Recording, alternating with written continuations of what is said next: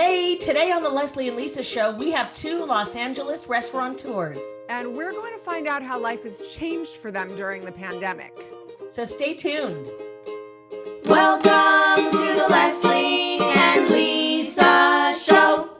Hey, welcome to the Lesley and Lisa show, where we talk about anything and everything because nothing is off limits. Good morning, Lisa. Good morning, Lesley. How are you today? I'm just, my son filled my Lesley and Lisa cup with coffee and sugar and creamer, non-dairy, and brought it to me, which I thought was so sweet and put me in a very good mood. How about you? That's so nice. I'm fine. My kids are, we don't have school today. So They are in the living room putting together a Harry Potter puzzle. So it's keeping them very busy together. That's adorable. Yeah, it's crazy. So that's good. They're busy and happy, and I can hear the dog sitting right outside the door, and life is good. Oh, it's just humming along, Les. Today we were supposed to start off we shouldn't be drinking coffee in our mugs. We're supposed to be drinking margaritas. We are, which sounded it sounded like such a good idea last night. And I was genuinely excited to sit here at 11 a.m. with margaritas in hand. And then you woke up this morning and thought, what the fuck were we thinking? Right. It just did not sound like a good idea. And you know what? And the universe thought the same. And so it kind of just naturally, or rather organically, fell apart, and we're drinking coffee now. Exactly. Now, if it had worked out, I would have gone for it. Oh, me too. Yeah. Who cares? It's not a school day. We ain't going to work. Why not drink a margarita at 11 o'clock in the morning? Right. But then it is nice to be productive during the day. Yes. I think that would have. One margarita would have tanked your day. Lesley, you've met me. You've seen me. I really have no tolerance for alcohol. It's terrible. It's hilarious. Actually. It is hilarious. I'm a cheap date, I have to say, by the way, my brother watched the Julie Bowen show, and he was like, Lisa was hilarious. Thank you. I'm glad that I can amuse while being intoxicated. By the way, are either of our guests, we're having two guests today. We're having, yeah, that's a first. And I'm actually incredibly excited about it. Yeah, absolutely. Are either of them in the waiting room? No, neither of them are here yet. So I was going to ask you a question, because both of them, as you said, are LA restaurateurs. Mm-hmm. And obviously we're going to talk to them about how much things have changed. But I want to know for you. So we are a solid 10, approaching 11 months into the pandemic. I know that as a family, we used to eat out or order in far more. I mean, we have genuinely cut it down by 75 to 80%. Wow. Isn't that nuts? Yeah. But by the way, kudos, just because financially that's what you need to do. You're like, we're not working. We need to cut that out. 100%. I mean, I can't say that I've been as successful at that. Okay. So how do you think, because you're always cooking. I know, but well, because there's at least 3 meals to be cooking a day. So it does seem like I'm always cooking, because every time you turn around, children need to be fed. Yeah. It's annoying. Although I did just go in the kitchen and my son was making himself and his sister quesadillas, which is like, is amazing and makes me nervous at the same time that they're using the stove and I'm not there to pay attention. Oh, please. They're so capable. But also that is Lucas's go-to. It's very adorable to me that kids totally his go-to. They have the one thing that they're great at. Garrett's is eggs or fried matzah.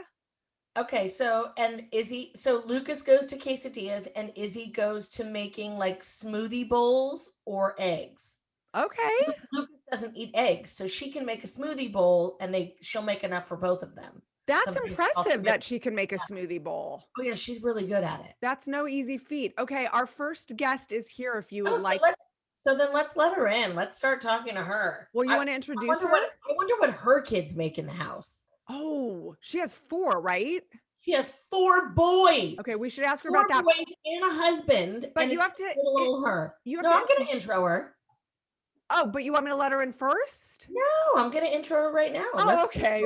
We're not on our game, Les. We're not on our game today. All right, listen, our first guest is a Los Angeles restaurateur. She is the restaurateur of Casa Vega, which is probably one of the most iconic Mexican restaurants here in Los Angeles. You've seen it in movies, etc. Her father opened the restaurant 60 some odd years ago, and she has been running it for the last like 15, 20 years. So we are welcoming Christy Vega.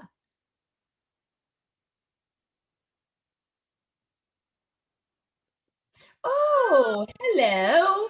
Hi. Nice. Oh, I love your wallpaper. It's gorgeous. Oh, thank you. It's a stencil. It is? Like a big stencil, and the guy puts it on and he paints it, and the stencil's only like $70. It's so much cheaper than wallpaper. That's fantastic. And that is good to know. See, you know, Christy, I want you to know that the thing I always say, I feel like I'm constantly repeating myself, but one of the fun things about these Zoom interviews is that we get to see people in their houses, and we get to see people's houses. This is actually my office. I'm at Casa Vega. Oh, you are at Casa Vega. Yeah, because my house has 4 boys.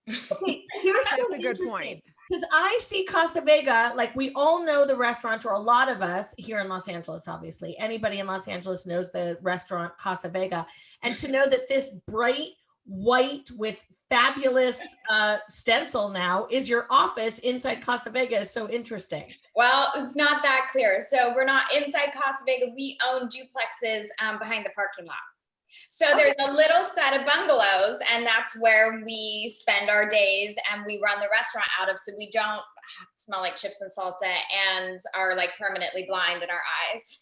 I'm literally in shock. I feel like I just learned a secret about my city that I never knew. Are you serious? That's so cool. Yep. So we walk across the alley. It's only a problem if it rains, then we need to put on rain boots. But yeah, so it's a problem 3 days out of the year. Yeah, totally. Obviously, we have to go back to the history of Casa Vega, but on a daily basis, because you have to go in every single day, although things are a little different right now with the pandemic. So do you spend most of your day in the office, or equally in the restaurant and in the office? Equally. So I usually start out my day in the office. I'll take a lap through the restaurant and see, you know, what the repairs are. And then I come into the office and do a bunch of kind of the office financial aspect of it, the back of the house. And then I go into the restaurant once it opens. So it opens about 11:30, and I'll go in and make sure it opens all right and see what's up. I usually eat lunch there, and then I come back to my office and do more work, and I'll circle back again, and then I'll go do kid stuff, and I'll go run the kids to practices or go to games, and then sometimes I'll come back if I want to, or somebody's here, I'll come back and swing in or drive through, or some days I just don't even come into work until 4 p.m., which is kind of nice. You know, you just answered one of my questions, which was going to be, what is the day in the life of Christy Vega, the restaurateur, and sort of answer. Well, I would love to go back to the beginning for a minute, if you don't mind, because Casa Vega is genuinely, it has always existed as long as we've been here. And it's iconic. And I would love to acknowledge the fact that your father, who opened the restaurant, just passed. Right. And how sorry we are. Thank you. I know, it's so sad. And he, you know, obviously is your dad, but was so well known among the people, the regulars that came to your restaurant, and so beloved. Would you mind just telling us how he started the restaurant and why, and has it always been at that location? A history of Casa Vega. So in a nutshell, it's kind of our family, is that his parents immigrated with him from Tijuana to LA, and they had dreams of opening a Mexican restaurant in the United States. So they were one of the first restaurants on Olvera Street in downtown LA, and the restaurant's still there. We don't own it anymore. I think the Camachos own it now. But it's still there, and it thrived for 18 years. So as a little boy, and that's where he grew up on Olvera Street, in the restaurant of my grandparents.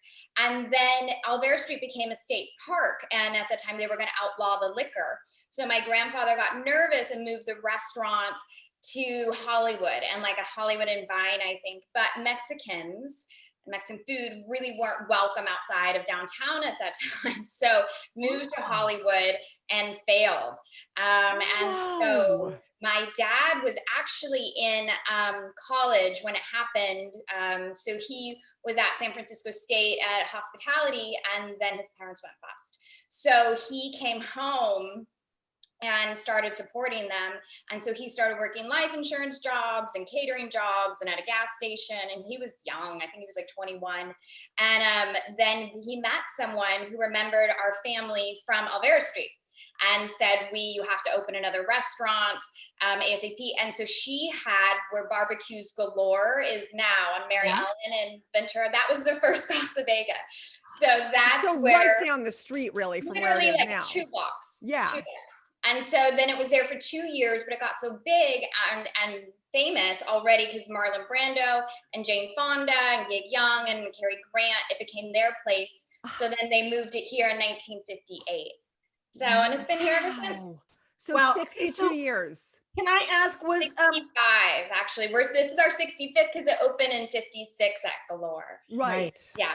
So on Alvera Street, was it Casa Vega then on Alvera Street as well? No, it was Cafe Caliente, and that was a nod to Agua Caliente, which is this massive resort in Tijuana, and it was during the Prohibition time of the United States, so all the Americans flocked there, and that's where my grandparents worked and met, and so they wanted to open a little Agua Caliente in the States, because then all the Americans left. Once the alcohol was legal in the States again, they stopped coming down.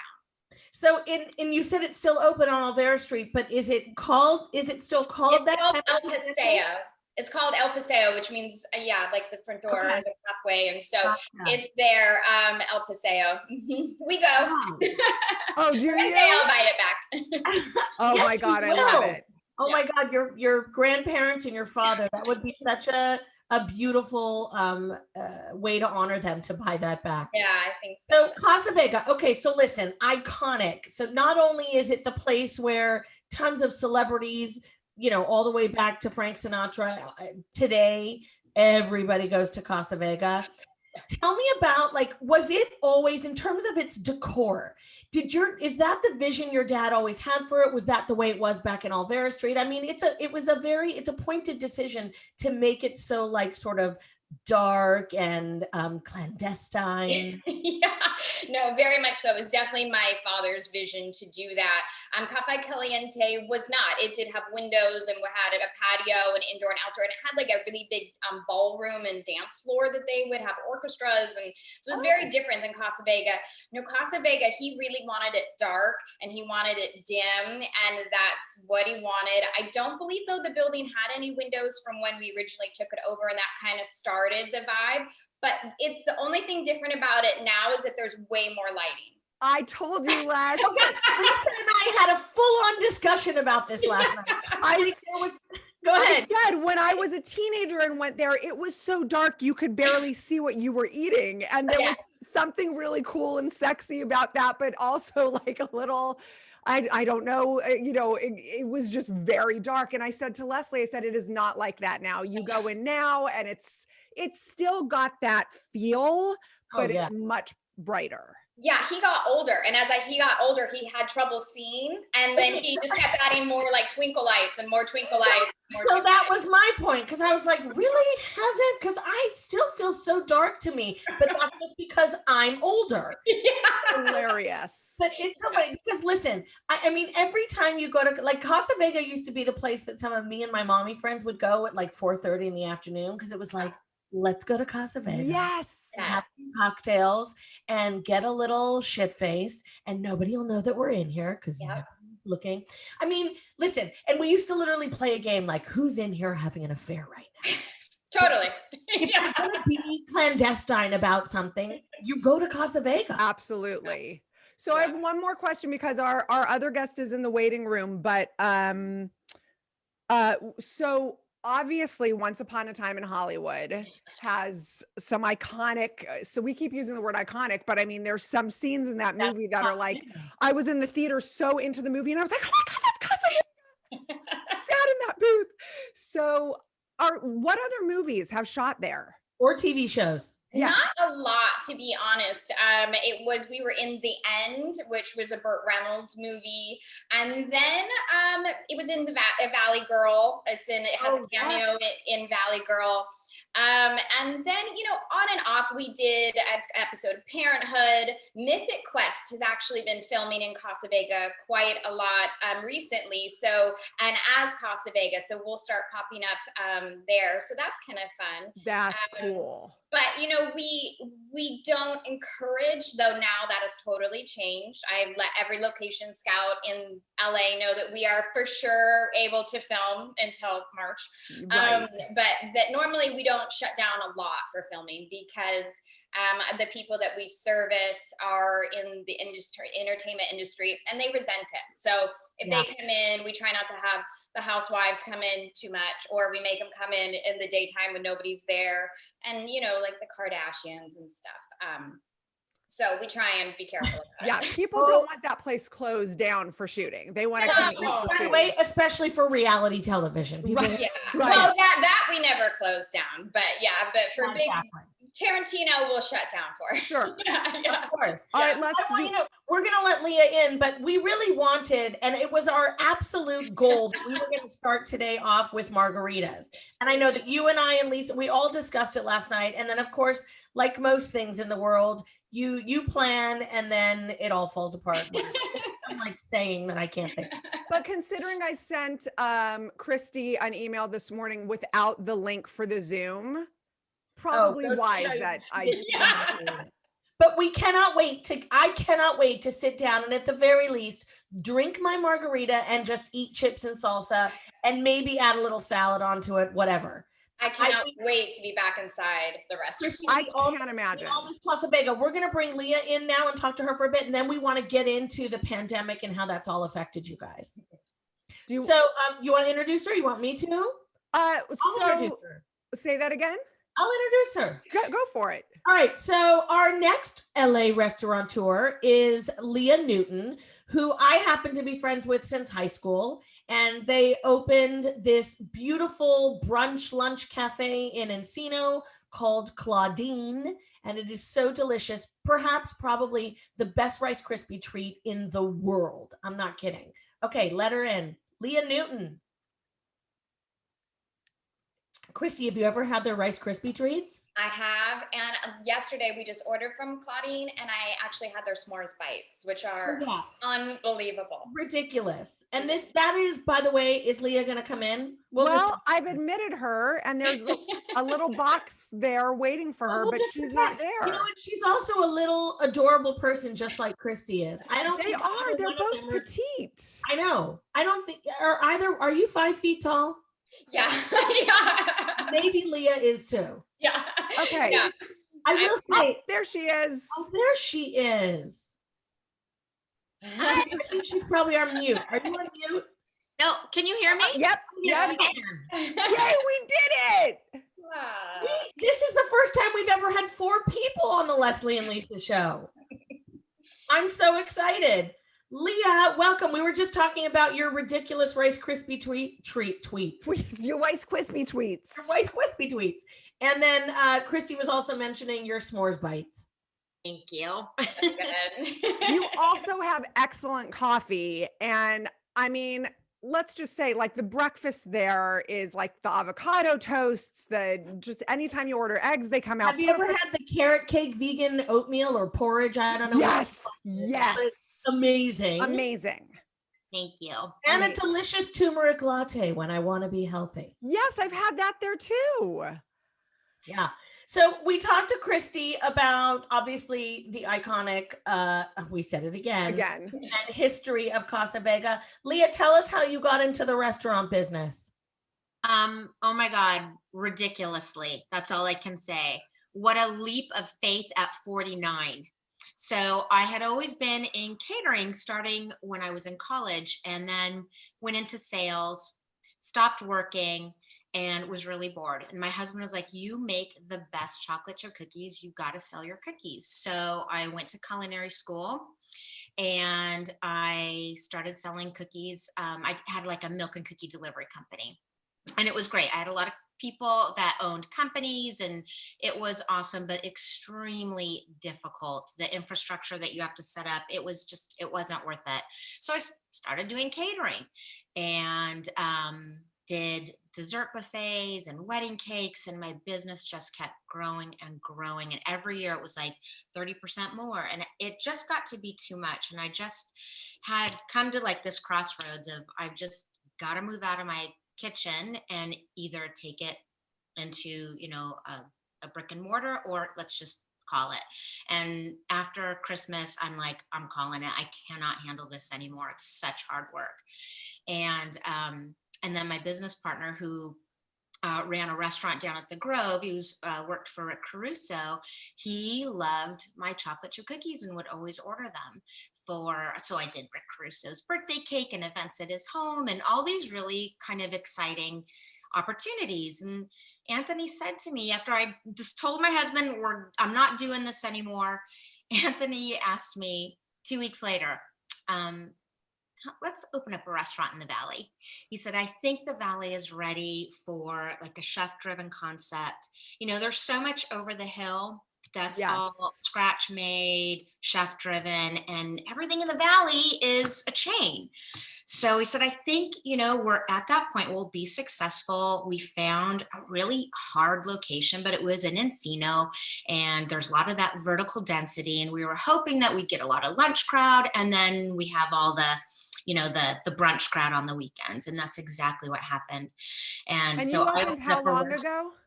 5 years. 5 years now. It'll be 5 years in May. And I had never even worked in a restaurant, but I opened one, and I was not prepared. That was the hardest work I have ever done. It was 100-hour weeks the first. Right. It was ridiculous. I think people are like, "Ooh, I have this great idea." Even I had come up with something once and was like, but people don't understand the restaurant business is probably the most difficult business to hop into, to own your own restaurant.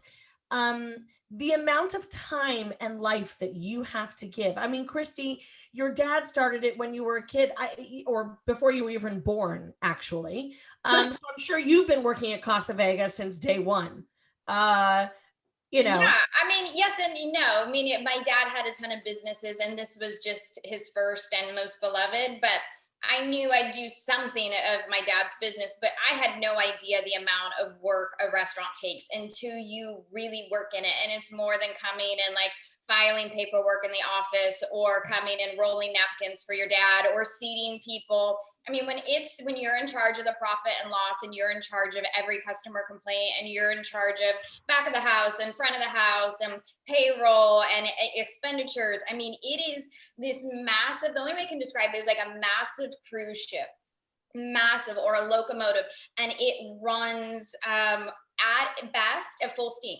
Meaning every table is packed, every customer is in, and the minute anything affects it could be a bad rain, it could be fires, it could, goddamn, the pandemic just wiped us out for months, an earthquake. But whatever happens is that once the machine slows down, the boat starts to tilt. And it tilts real quick. And I think that that's also what people don't understand. It's like, oh, it's so glamorous. The place is so busy. You must make tons of money. And it's like, we make sense on everything. And a lot of sense have been made, and there's great years and great times, but it's so much work, and it's messy work. I'm sure Leah would say the same thing. Like, we're in the kitchen covered in like food, it's not glamorous. Blow up on you. It's not glamorous at all. I have to wear black jeans every day to work because I'm filthy by the time I come out of anywhere. And you never know, like, it could be a day where you're just going around to the tables and saying hi to people, or like I said, you could be underneath the dishwasher that is exploding right now, and like so you just don't know. It's not glamorous. I think for the general population, is, of course, now that like the Food Channel and food shows are so popular, you see it from, they're only portraying it sort of from this glamorous side. So we're not really seeing the other side as much, where it's like what you guys are saying. It is not glamorous at all. And it Even is have any nice clothes anymore. I don't have any purpose for them. I wear a basic t-shirt or a Claudine t-shirt, my jeans, and my ugly shoes that are, ugly ass shoes you've got to wear so that you can be on your feet 15 hours a day. I don't wear makeup. My hair is always up. I always look like a schlub. Well, let me All my ask girlfriends look so glamorous and are having lunch. And in LA, or I don't know about especially, but obviously that's my experience and our experience. I have seen, look, there are certain locations in this town that open and then close. And then there's a new restaurant there and that opens and closes. And you're like, wow, nobody can make it work in this spot. Now, especially since the pandemic, it's just been closure, closure, closure, closure. So I'd love to hear from both of you. I can't imagine how this has turned your businesses inside out. And I would love to hear you speak to that, but also how you're managing to stay open during this time and what your plan is kind of going forward. So do you want to talk first, Leah, to that? Sure. So this was such a right here when everything went down, because we had just had our breakthrough year. It's so hard opening up a business, so hard. And after 4 years, we had done it. We were just paying back all of our angel investors. We did not have enough money to raise a restaurant. So we borrowed from all of our friends and all of our family. And we take a very, very tiny salary, nothing like what we had in the past, to realize this dream. So we were just signed contracts to remodel, because when we got this space, we just used the tables and chairs that were in there. We worked with what we had. We finally got to that point. We're going to remodel. We were looking at our second location. 2021 was good. So we were looking for it in 2020 with the hopes of opening it in 2021. We had already been approached by a guy that owned a building right across from CBS. He built the building next door to us, and he thought we would be perfect for his new location. So things were really falling into place. We're all the sacrifice, we made it. Wow. And then March hit, and we're like, oh, okay, well, all right, 3 weeks. We'll just, hang out at home for 3 weeks and we'll get through it. And it's been a constant pivot and change, and there has been no rest. So I would watch all my friends, I'm learning how to make sourdough and cleaning out closets. And I'm here working in my business every day, trying to keep my 25 employees employed. And let's create dinners. Everybody's stuck at home. Let's help feed these families. They don't know what to do, and then we thought, well, what we do is food. Let's feed the healthcare workers. So there's a Valley Community Healthcare, and they provide medical care for people who can't afford it. So we started feeding them. We did it 3 different times. Wow. And then my partner had a connection with somebody on the board for the Downtown Women's Center. And we're like, the one thing I can tell you that's really positive about this whole thing is the community that supports us. Yeah. And they are amazing. The emails we've gotten, the people that order every day and just say, hey, just want to keep you guys in business. I'll see you tomorrow, And so we did a plea to all of our customers and said, hey, let's do something great together. If you donate $10 towards a meal, we'll match it. And we raised 1,400 meals. We fed of the homeless women. That's beautiful. So amazing. So we tried to do really good things, and then our CPA said, "Okay, time out, stop. Right. You're your own charity now, so Right. you got to stop this." So I'm like, okay. So wow. So you have obviously become strictly takeout. yes, And it's a bummer, because when they allowed us to have outdoor dining, and Christy, I think you did the same thing. We turned out the outside. We got permission from the bank next door to us to expand our patio. And you know what? business was almost the same. Wow. Almost. We hired 4 new front of house people. We were so busy. Wow. I think people are so done. It's like Desperate. emotionally Yeah. spent with just being at home that they want to at least just get outside and have a Yeah. nice cappuccino, you know? And I'm so So, sad that both you and Christy and so many other, you guys put so much effort into creating these outdoor spaces. and money And money. And money. at a hard Keep all time these to not people put out money. and to then just done. Yeah. Christy, you as well, right? Yeah, we had the same experience in March, kind of like Leah. When it happened, they said 3 weeks, and you think, okay, like you could do 3 weeks. For us, we completely lose money on food to go. It's only supplemental when the ship is running. So every sauce, everything that Casa Vega makes is 100% homemade. So we boil the chickens with all the vegetables, and that's the base. That's the chicken broth we use throughout the whole restaurant. That's also the base for all the soups. That's also, the mole takes 16. It's just, it works when it's up and going. I thought we can bleed money for 3 weeks. But I was watching Tom Douglas out of Seattle, whom I'm a massive fan of, and he went down. I mean, he shut 13 restaurants, 800 employees, and Seattle was a month ahead of us. So I knew then this was going to be longer than 3 weeks. And so we closed 3 days in because we had 10% of sales. So a day where we'd make 20 grand, we were making 2. And I had all these kitchen workers. I had the people in the front doing the orders. And I'm thinking, I don't even know what's safe. Is it safe to be open right now? Are we passing the virus? Like, is it on to-go containers? Is it in this? I don't know. Like, am I being responsible for the community? Am I being responsible for my staff? Like, I have 4 kids. My dad's old. So we just shut it down, and kind of in a different situation. We don't have any investors. It's just us. It's just me and my parents. That's it. And so if we're going to bleed, like, and that's kind of what we did. So we shut it down, and then we decided we're going to cover our overhead expenses. We'll cover employees' health care and the rents and the DWP.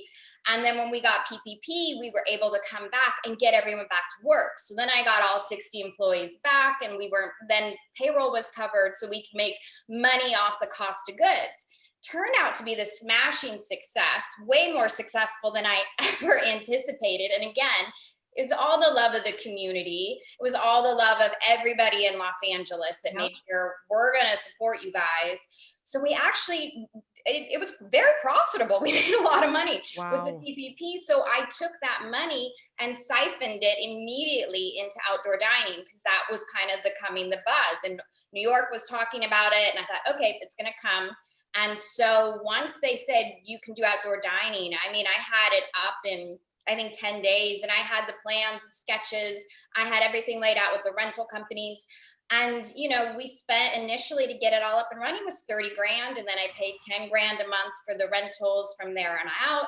And I had to buy carts. I think I spent $5,000 in carts for the waiters. I had to buy all new uniforms because they were hot outside. We had to buy all the PPE gear. You have to buy the plants so that people don't feel like they want to spend time in a they don't want to in a parking lot. It just all this stuff. So then, but like Leia, it was a huge success. Like there was days we were doing just as much money. I mean, like we couldn't hit our high weekends because we don't have the bar, but same here. Right. Every employee was back. We hired 3 more staff members. All our bills were paid. We were chugging and then to kind of come along and say the week of Thanksgiving. I was just going to ask, did either one of you ever foresee that, because obviously we could see that things were getting worse, numbers were getting bad. Of course, none of it was coming. No restaurants were super spreaders. So did you see this in any way coming down the pike that they were going to shut you down? No, we all knew it would be worse. And when they gave us the permitting to do it, they never said, hey, we're going to possibly shut you guys down in winter. So I just assumed that the city knew it was going to get worse. They kept talking about it all summer, how bad the winter months would be. So I thought they had some sort of plan in place, or that they would take a targeted approach and actually shut down the things that were causing the spreads. Right. And instead, they arbitrarily shut down certain businesses to kind of look like they were doing something because they hold our operating permits. Same with the hair salons, that public health holds restaurants and hair salons operating permits. So that's why they pull us. If they really wanted to do it, they should have shut down LAX. You know, like, I don't know what to tell you, like 3 million people travel there and you think that it spread here, like, and they know it didn't. So when that all went down, I used our platform and I used my voice and I raised bloody hell against Sheila Kuehl initially.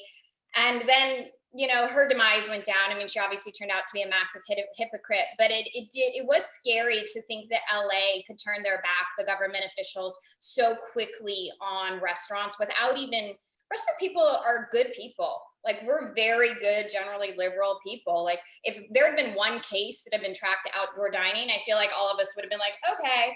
But just and had there been none, guys, there had been none traced to outdoor dining? None. Wow.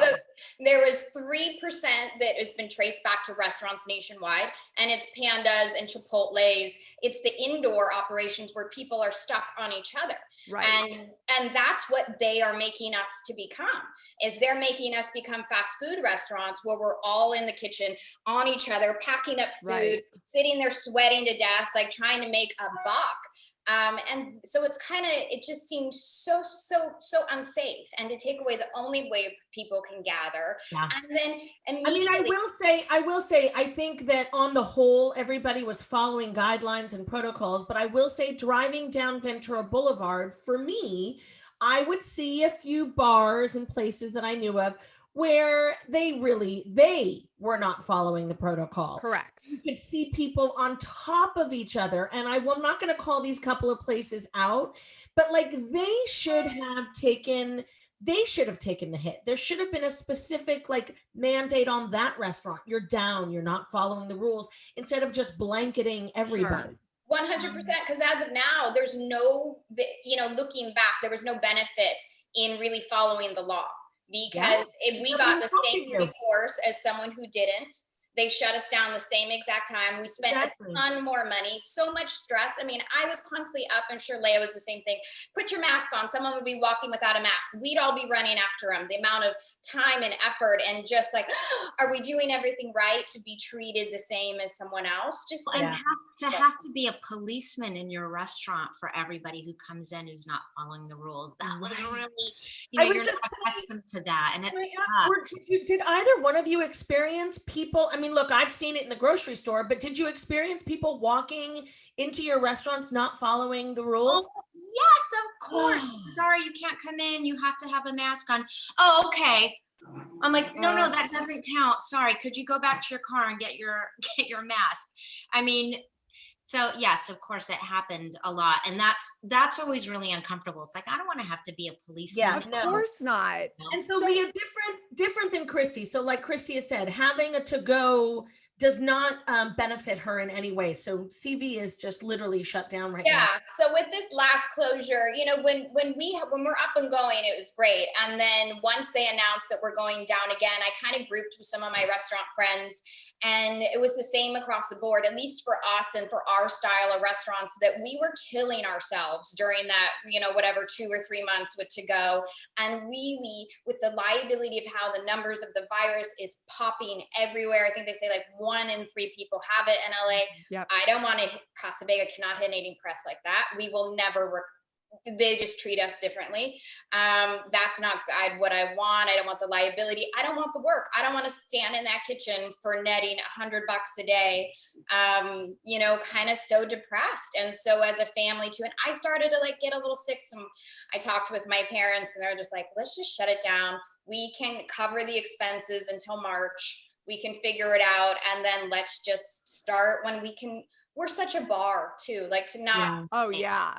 Well, so let me ask you this, Leah. So you keep saying March, Christy. Is that when you guys are hearing that you're going to be able to start picking up again? Yeah. And that's the word on the restaurant street for sure, because you have to add, it's a 4-week average of a 15% ICU. So that we're not even at 15% ICU. It should, the numbers hopefully after New Year's Eve, 14 days should start leveling out. Yeah. So maybe next week, maybe the week after, and then add 4 weeks. Okay. So will you both continue your outdoor spaces, do you think, even after the pandemic is over? For sure, because I think a lot of people are going to be very frightened. There's going to be By the way, I'm one of them. I don't know. I will frequent a restaurant outside, but I don't know when I would go to an inside of a restaurant. It'll be a while. Exactly. And I think so many people are going to be thinking like you. And even after they're vaccinated, I think we're going to feel the shock waves of this for years. Like they always say, there isn't a normal. We're not getting back to a normal. It's going to be different. And if I know anything about being in a restaurant, it's that you constantly evolve, you constantly pivot and reinvent yourself and approach every situation. So, well, so I mean, look how lucky you're. Last until the end of the year. I think the new permits, I think they were initially going to last until September, and I think the outdoor dining permits will last to the end of the year. Great. Okay. Yeah. And so obviously, Leah, you guys are still open in some capacity doing to-go stuff. Obviously you are not at full staff. Not even close. So how are you guys handling, like, I imagine that weighs very heavy on both of your shoulders. All these people that work for you, that you have such a tremendous responsibility or feel such a responsibility for. How is that affecting you? How are they all doing? Has everybody been able to, I mean, are you hoping to bring everybody back? I imagine as many of them are on unemployment as possible. How are you dealing with that? So we're very lucky. You know, when I think of our core values, one of them is family. And when you work in a restaurant, you're in it all day and all night. And I truly feel that work is family. And we didn't want to shut down. We didn't want to put anybody on not able to work. So we've had to let a few people go, especially front of the house. Other people haven't wanted to come back or whatever. So it's worked out okay. But the good thing is we've narrowed our menu to be something that's extremely efficient. It's easy. We've learned a lot about what we need to grow now. So I'm trying to focus on just what the positive things are that we've taken away from this pandemic. And that's one of them.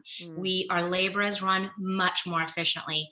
Are Anthony and I part of the line? Absolutely. We have to be. We're taking part of the money. So we have to fill some of those positions. And so it hasn't been all bad. And Christy, I'm sure very different though for you. Yeah, it was heartbreaking. I think that in March when we furloughed everybody, I literally vomited. Like I'm like all night. Like these were people I've known my whole life. Some of the staff members have been here before I was born, and Casa Vega is always open.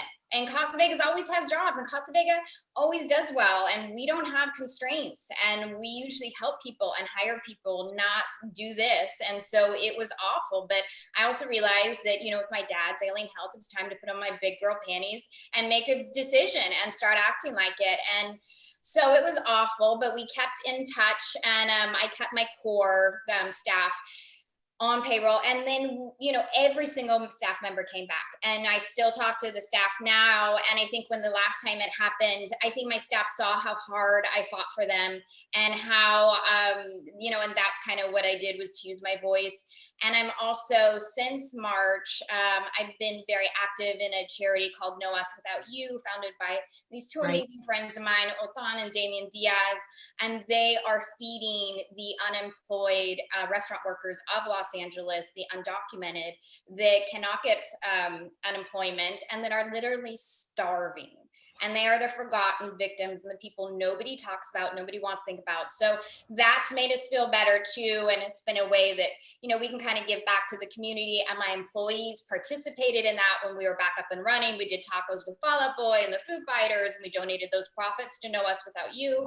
So I think as a whole— what is called again, Christy? No Us Without You? Without You. Yeah. And it's for the undocumented workers, because they get nothing and no support, and restaurants have just been obliterated. I think it was 1 in 5 restaurants was going to survive this, and now it's 1 in 2, because even if you will survive in March, do you have enough capital to get you through December?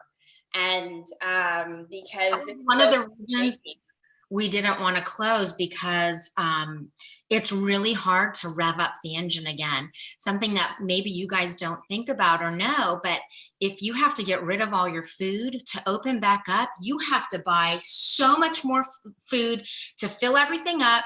You have to get it into production. It is huge undertaking, and we couldn't afford to do that. So we would rather just, reduce the staff and trim the menu and try and keep chugging along and That's not what I'm saying. Listen, So you listen, just those said people- this. I'm Sorry. sorry, Lisa. Most people just go to a restaurant. It's like, it's just, you're just having a meal. You're not thinking of 99.9% of the things that it takes to run and own a restaurant and keep it moving. Like, nobody's thinking about like, oh, shutting down. We'll just shut down for a few months and run back up. Like you just said, you've no idea what it takes to literally shut something down. And then it's not like you can just, flip the light switch and turn it all back on again. Well, I think I don't know about Leah, but you're much, I'm not quite at peace with everything as you are, but the most annoying thing someone can say to me is, you did it before, you'll do it again. You guys came back with a bang, you'll do it again. I'm like, do you know how much work that was? Do you know that I'm barely standing after that amount and to do it again, which of course we will, but it's just like, oh my God, like it is so much work. I genuinely, I'm an emotional person anyways, but it just makes I want to cry. It's really hard when you think about, like you said, all these undocumented workers who are suffering so tremendously right now, and people just aren't thinking about that. Anyway. No, and I actually had I was out to dinner with girlfriends, and they were complaining that they had to wipe down their groceries, which I was like, why are you still doing that this month after? And then, or saying, that the biggest tragedy was that their kids couldn't have the play dates like they normally do. And I thought, you guys are so out of touch. It's hard to sit at this table right now because there are people dying and starving. And you're telling me that you're bummed your kid can't go to soccer practice? Like, yeah. I don't know. Like Look, this has changed a lot of people's priorities and perspectives. And I do think we're all coming away from this liking some people less and liking others more because of their perspective and their inability or ability to see how fortunate they are compared to empathy. Really? Absolutely. Yes. Well, and a lot of people sadly lack that. It's the main thing our country is lacking right now. Yeah. I do. But we won't digress into politics. Well, exactly. Real quick, there is a good thing everybody should watch. Certainly you ladies and anybody out there who's watching it, it's on the Food Network and it's called Restaurant Hustle. And I think you can just on demand it or get it super quick. I searched it and watched it immediately, but Guy Fieri put it together. Yes. Amazing man. And he did this. Truly, you dive into a restaurateur's world. It would be like if there was a camera with Leah and a camera with me on March. I mean, you see these people board up their restaurants. You see them, and women, saying it took me 10 years to build this, these strong women, and then just crying because their places are being boarded up and they have investors. They're like, I don't want investors to see me cry. Like, I don't want us to see me down. And so it's one place in Nashville, one in LA, and one in New York. Restaurant Hustle. Yep. Okay. So put the link as well. Yeah. So guys, we're going to wrap this up in a couple minutes, but I do want to ask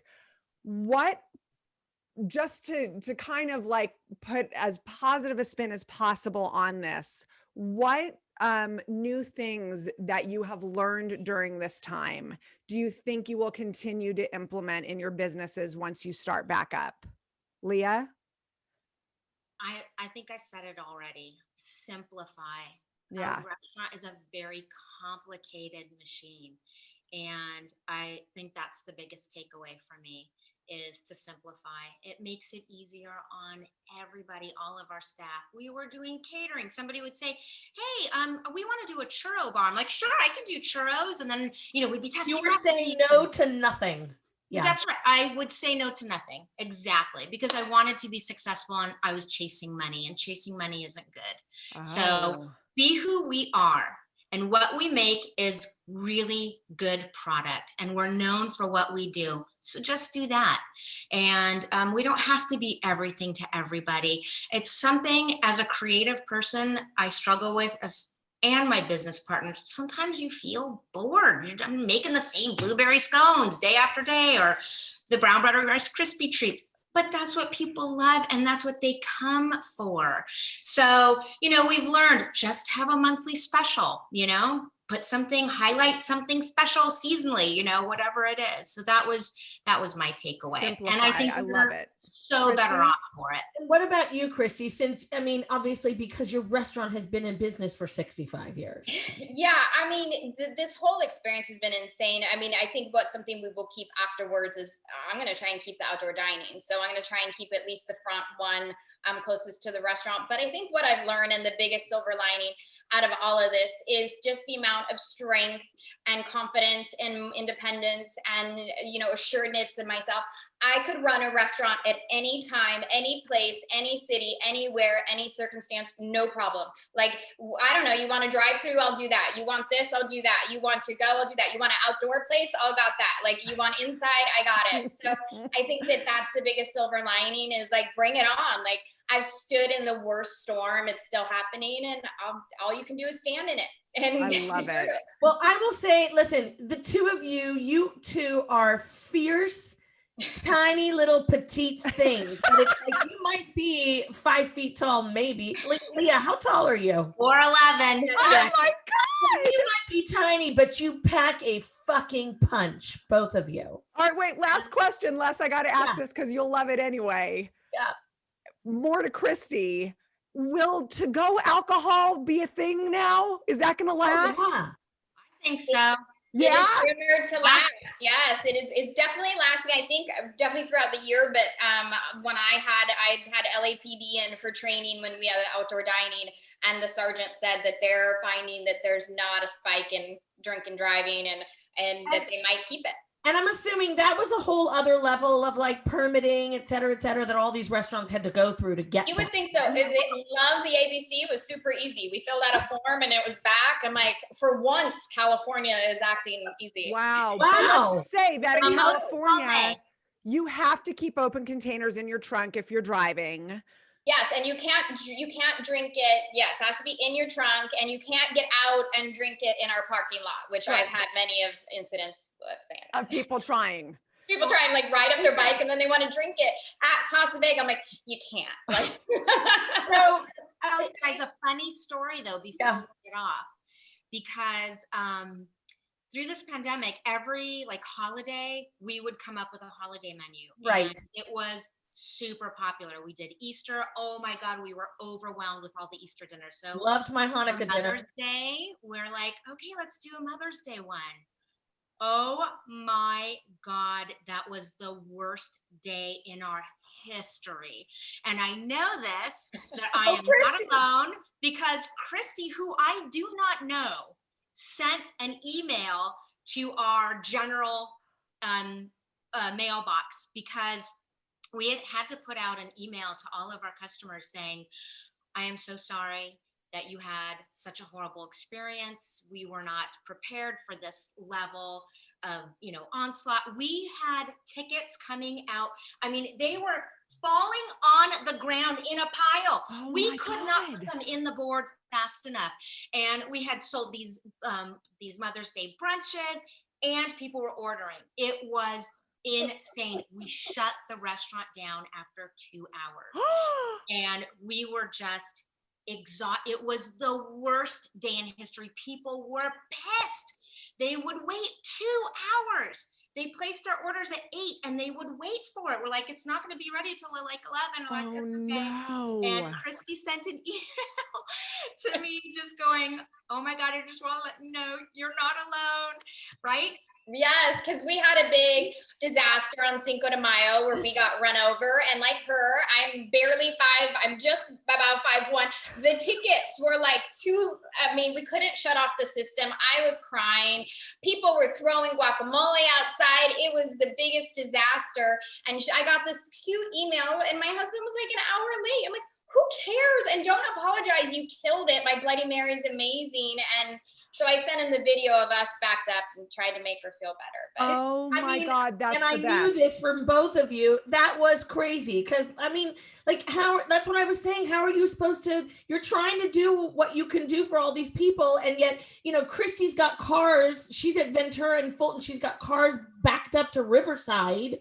Like She sent me wanting the their video. food. It was And let's just say unbelievable. this, humans, chill Patient. the F out. Right? Restaurants and every service industry right now are struggling, and everyone thinks, well, every time I've come here before, I haven't had to wait this long.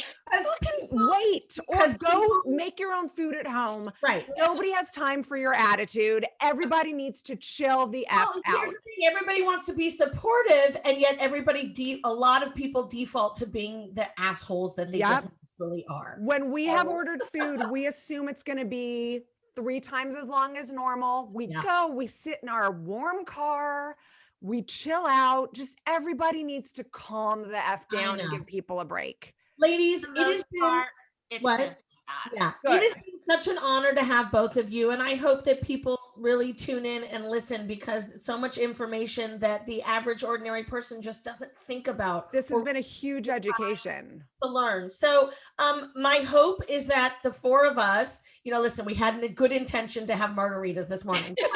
Hope for the 4 of us is that not too far into the future, we are going to sit and have Casa Vega and chips and salsa and margaritas and get fucking blasted. And then the next morning we'll meet back up at Claudine and have brunch together. Love it. sounds like amazing. And maybe a little bit of the hair of the dog that bit us. So. Thank you both so much. Thank you. Bye. Thank you both so much. I love you both. And this is the fun part of our show where you have to leave. Okay. You have to let yourself out. All right, bye. Thank you. Goodbye, my friend. So great. Wow. Lesley, I waited tables for 8 years at 100 different restaurants. I did not know so much of what they just said. Like you said, people go to restaurants, even work in restaurants, and still don't understand what goes into it. Well, and I think, like I said, I think a lot of people really sort of, now we live in this world where there's, everybody knows famous chefs and famous restaurateurs, and it looks so glamorous and amazing. And some of these people are so famous and wealthy that is not anywhere near the average restaurant owner. No. Who may have an incredibly successful restaurant, but isn't like a billionaire. No, still just trying to break even. We're just trying to break even or make a couple of cents, like Christy just said. So it's, and not only that, then it's the hundreds of hours you put in to own your own restaurant. It's just, you have to love it. And listen, what I just said, yelling at everybody, that was from me. That was not from them. They are incredibly gracious people who said they haven't had that big of a problem, but I just want to know that was coming from me, not from them. Totally. So, and I imagine, look, this is Los Angeles. If you're listening to this show and you live anywhere else, imagine that the same restaurants that you frequent are experiencing the same kinds of experiences. And sometimes possibly worse because they don't have the outside capabilities. I was just going to say, we in Los Angeles and our restaurants in Los Angeles, we had been very fortunate, because though it gets cold at night, colder than you would imagine sometimes, you can still sit outside. Able to sit outside and do things that half the country is not able to do. Yeah. So, I don't know. I hope Christy's right. I hope that sometime in March that they can all open up again, and that at least be open to the outside, and at least the rest of the country also moving into spring will be able to have outdoor dining, and let's hope so. Cross our fingers for these people. You guys, if you tag a bunch of this stuff too, like the undocumented workers, what she said. Oh, absolutely. And let's wait, I wrote it down. We should all watch for a little education, Restaurant Hustle on the Food Network, and we'll put the link in. If you guys like what you're seeing here, please like, comment, subscribe to our channel, sign up for notifications, be a part of our Facebook group, the Lesley and Lisa Show After Party. We want you to be a part of our community. We're so happy you're here, and we hope that this was as fascinating for you as it was for us. Yeah. And again, head off to Claudine in Encino or Casa Vega right here in Sherman Oaks. and any other restaurant around Los Angeles that needs your patronage. They all need your patronage. Okay. Take a break from cooking one night. Order some food in. Yeah, or do what I do. I made a lot of food in from these places. I'm allowed to. Okay. All right, Les. Have a great day. You too, sweetheart. Take care, everybody. Bye.